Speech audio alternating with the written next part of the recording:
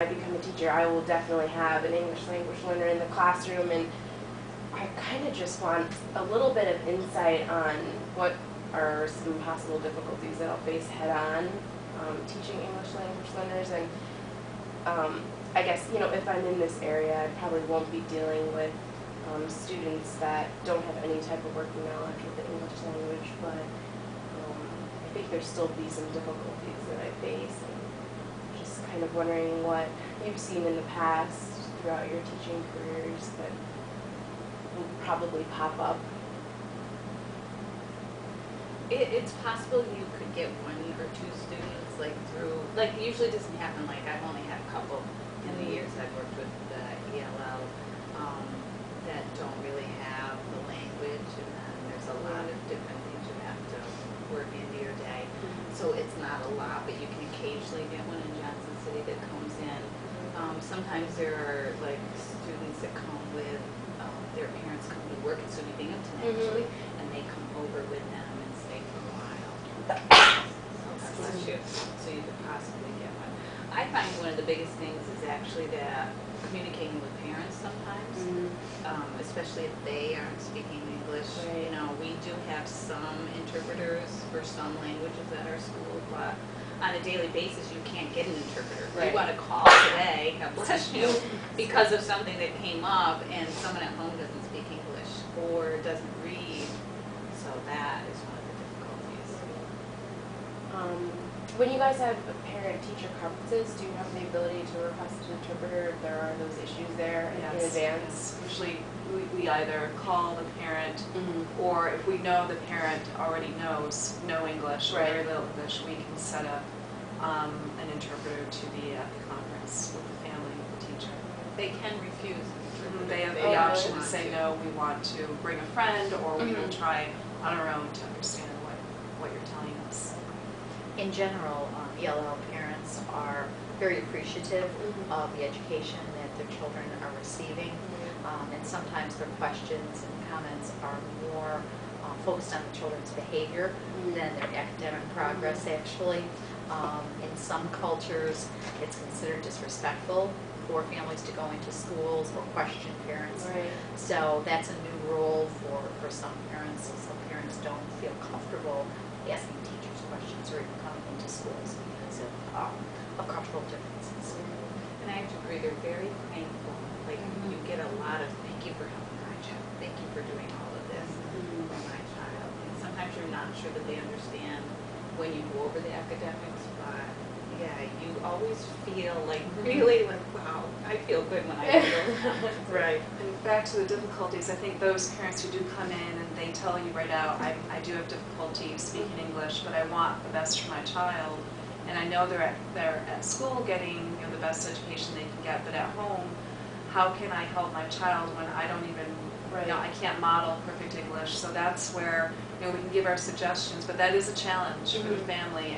But at the same time, we love that if parents come in and say that, we want to be able to help our child. We want that from all our parents, not just the ELL parents. So, when they reach out and say, how can we help, we gladly give suggestions. But that is, again, that's somewhat of a difficulty at times when we know that if the child is experiencing difficulties in writing and reading, and the family members at home are not fluent in reading English or writing English, that is a challenge that we work with. Yeah, also sometimes the way our culture works in America is different than theirs. Right. And then you have this, I'm trying to think of an example, like you might have, say, a boy who in certain cultures, this is how they are acting, this is what's expected of them at home, whereas here we expect different things possibly, and so you have two different expectations, and you're trying to figure out a way to come together. Right. So that can be difficult, because we might ask for certain things, but in their home, this is their culture, this is what they expect. Right. And that's a good point that you brought up, because in a lot of our readings we've talked about different cultures and different cultural norms that are attached to them. And one big thing that we talked about was eye contact, and how in certain cultures it's considered disrespectful to look someone in the eye. And you need to be cognizant of the fact that they may not be disrespecting you when you're asking everyone to look towards you, and to let you know that they're listening. They may still be listening, but they're kind of at this crossroads where they don't want to go against what they've been taught their whole life, but they know that Right. they're receiving some different information in school. Right. So that's something that we also touched upon. And as a teacher, you want to be respectful of their culture. Right. So even though that's an American thing, we also have to keep in mind that's their culture. We don't Right. want to, it's not our role to like Americanize them, I Right, guess is what I want right. to say. It's not our job. And really, we as teachers, I mean, I love having the different cultures and being able to talk about them and bringing that in. It really enriches your classroom Yeah. a lot more. Especially for the ones who are not the English language Mhm. learners, we Yeah. learn so much from them. Well, you know, of course, we hope that they're learning from us, but Right. I think the other students and the other teachers, we learn so much from these learners, English Yeah. language learners. We also, these are all topics that we've kind of talked about in our class, which is great that we're covering them here. But with regard to learning about different cultures, do you guys typically try and, I guess, foster something within the classroom, like let that child teach the class about wherever they're from, or maybe if they have a similar holiday around a holiday that's typically celebrated in the United States, you can kind of incorporate them to make them feel a little bit more comfortable in class and let them feel that sense of pride by telling everyone about their culture. I It's definitely really enjoy doing that, and I think it's helpful when there are multiple ELL students within a classroom, because then it's more of everyone sharing to the table. Right. It's not as though it's a classroom with one student who has different customs, different Right. culture. I think children are naturally curious about people, Mhm. and they really enjoy that.